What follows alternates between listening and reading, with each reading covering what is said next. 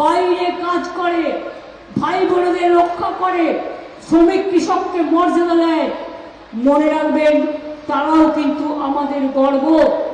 তাই আমি আপনাদের বলবো, প্লিজ দয়া করে বিজেপির কথা শুনে বা আর কোন ধর্মীয় সংগঠনের মৌলবাদীদের কথা শুনে কোনো প্ররোচিত হবেন না, কোনো ভাগাভাগি করবেন না, মানুষে মানুষে ভাগ করবেন না। আপনারা যদি মানুষে মানুষে ভাগ করেন, তার থেকে আমাকে আমার গলাটা আমার হৃদয় থেকে বাদ দিয়ে দিন, আমি সবচেয়ে খুশি হব। আমি আমার চোখের সামনে কোনো দাঙ্গা দেখতে চাই না।